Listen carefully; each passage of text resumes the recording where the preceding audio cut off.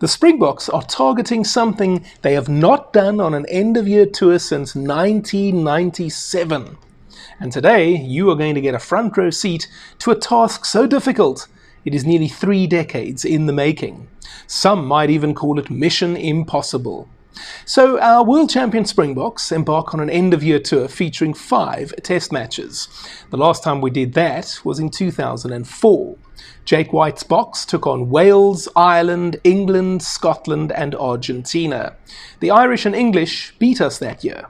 There have been times since then when we faced 4 different opponents. Or we've played 5 matches, but they were not all test matches. So that doesn't really count.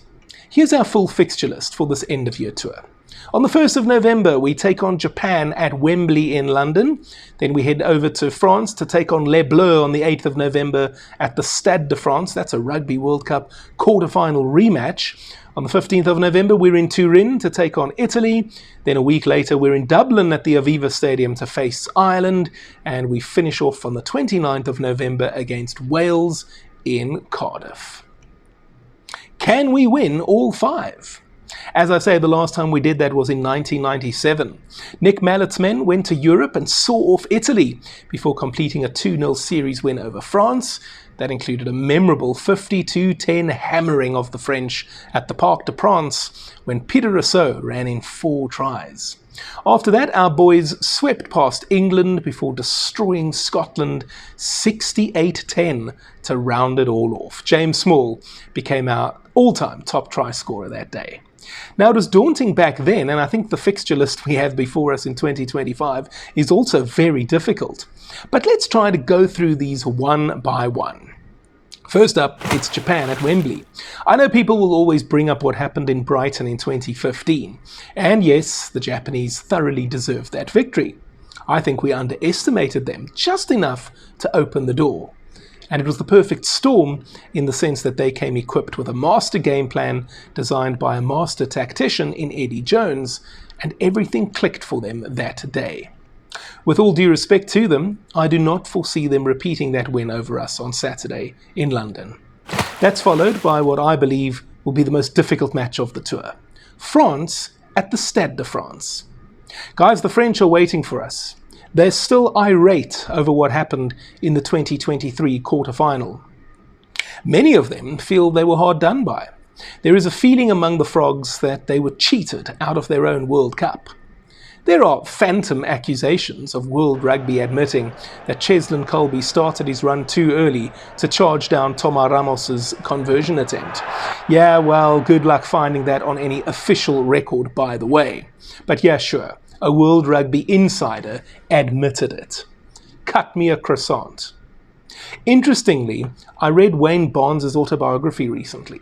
A friend loaned it to me. Barnes actually says that he and his match official colleagues saw nothing wrong with Kolbe's timing. So there is that. An actual, on-the-record statement from an actual official. Oh, and then Eben Etzebeth's so-called knock-on. Yeah, I'm sure you've heard or seen it many times. Did Eben get lucky? Yeah, maybe there was some luck in what he did, sticking his hand out to interrupt what Les Bleus were trying to do. But what happened next? Well, the ball bounced on the ground, but did it go forward? Or did it go backward? Did it land straight? Well, I think anyone with eyes would say it was either backwards or straight. Just for the record, a knock-on is when a player loses control of the ball and then that same ball is lost forward. Not backwards, not straight. Forwards. Now, I won't lie, given the grudge match nature of the tie, I am worried. It's exactly the kind of match we could lose on this tour. But I think what will take the sting out of the French tale will be the absence of several stars. For example, Antoine Dupont will not yet have returned from injury for this test.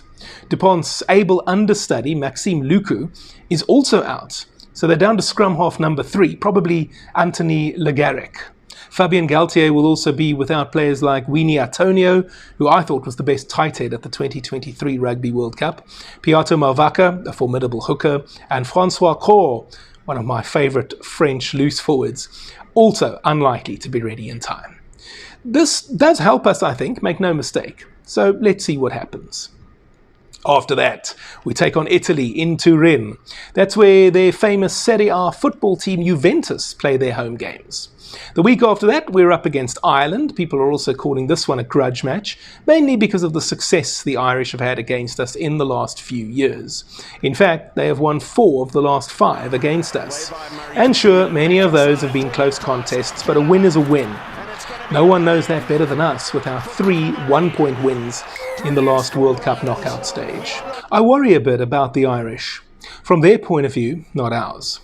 In the Six Nations, it looked like a spark was missing. Some are saying their best players have either retired or are getting long in the tooth, and they're actually in a bit of a transition period. I don't disagree, but I also wondered how much of it could be attributed to the absence of head coach Andy Farrell. Remember, Farrell was on British and Irish Lions duty this year, so his day job was left to caretaker Simon Easterby. It could be one or the other, or a bit of both, but we'll see what shape the Irish are in on the 22nd of November. It is worth pointing out that, as I sit here, I think we'll win at the Aviva Stadium. But we will get a glimpse into what they are made of, or still made of, in the weeks leading up to the test, so I might well change my mind before that. And then we finish off against a weak Wales in Cardiff. I have no doubt we'll win that. I want to go through the squad that Dr Rassie Erasmus has selected for the tour now, starting with the forwards.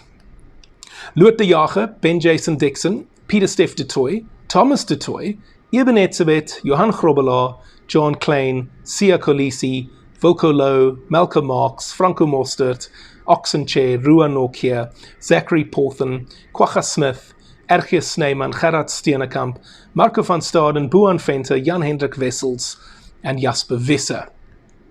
And these are the backline players selected: Kurtley Arendse, Damien de Allende, Andre Esterhuizen, Sasha Feinberg Ngomezulu, Ethan Hooker, Cheslin Colby, Jesse Creel, Marnie Lebok, Kanan Moody, Andre Pollard, Kobus Reinach, Morne van den Berg, Edwil van der Merwe, Damian Willemse, and Grant Williams. There's also a list of players who are on standby in the event of injury or suspension. They are Jarno Augustus, Netling Fischer, Bongim Bonambi, Salman Murat, Asenatin Tlabakanye, Ivan Roos, and Vincent Chituka. There's something I want to show you quickly. Let's say the France and Ireland games are the 2 most difficult matches, and we want our strongest possible side. Well, we can go, if you look at this list, Oxenchair, Malcolm Marx, Thomas du Toit, Eben Etzebeth, Loot de Jager, Siya Kolisi, Peter Steph du Toit, and Jasper Visser up front. We'd still have Gerard Steenekamp, Jan-Hendrik Wessels, Wilco Louw, Ruan Nokia, Ergius Snyman, and Kwagga Smith available on the bench. So that's pretty powerful in terms of the backs. Let's have a look. We could select Grant Williams, Marnie Lebok, Damien de Allende, Jesse Creel, or Kanan Moody. And then Kurtley Arendse, great to see him back, and Cheslin Colby, as well as Damian Willemse. Not forgetting, you can still put Sasha Feinberg Ngomezulu, Andre Pollard, Andre Esterhuizen, Ethan Hooker, and or Kobus Reinach on the bench. So no matter what anyone says about squad depth, players left out, players not selected, etc., the fact of the matter is that this is a formidable Springbok squad that is ready for a Rugby World Cup, if it was happening right now. Just one thing, guys, the first test against Japan actually serves a purpose, and that purpose is to give Japanese-based players game time. So with that in mind, expect to see Loot de Jager of the Wild Knights, Peter Steph du Toit of Toyota Verblitz, Malcolm Marx of Kubota Spears, Franco Mostert of Honda Heat, Kwagga Smith of Shizuoka Blue Revs, and Jasper Visser of Urayasu D-Rocks involved at Wembley, either starting or among the replacements. In terms of backline players based in Japan, expect to see Damien de Allende of the Wild Knights, Cheslin Colby of Suntory Sun Goliath, Jesse Creel of the Cannon Eagles, and Marnie Lebok of the Kentetsu Liners. And now you know why I mentioned Marnie as the starting fly half earlier. And so with all of that being said, I'm going to tip our Boks to win 5 out of 5 on this end of year tour. This team specializes in making its own history, as well as righting wrongs from the past.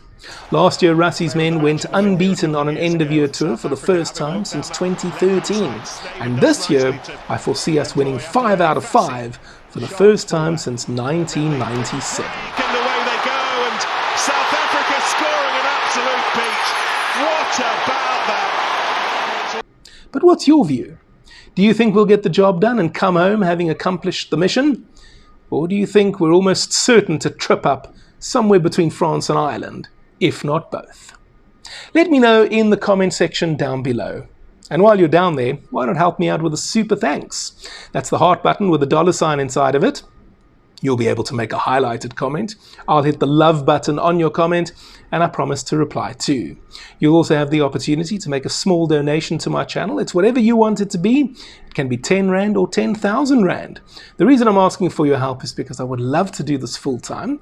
I would also love to go to Australia in 2027 and cover the Rugby World Cup for you from down under with daily coverage. But I'll need your help to make it happen. Whatever you're willing to contribute, I'll be very, very grateful. And if you used to work at Eskom and you got a lacquer bonus, then I'm counting on you to do the right thing. If you're not yet ready to support me in that manner, you can also just spear tackle the like button, and you can also subscribe to my channel if you haven't already done so. And earlier I mentioned Nick Mallett's 1997 vintage that won 5 out of 5 on an end-of-year tour. Well, why not relive that and everything else he achieved as Bok boss in this exclusive interview I did with him. It's on your screen over here. And Peter Rousseau was the 4-try hero in 1997 against the French in Paris when we thrashed them 52-10. You can relive that moment as well as his storied Bok career in this exclusive interview over here. Click on one of them, enjoy it, and I'll see you next time.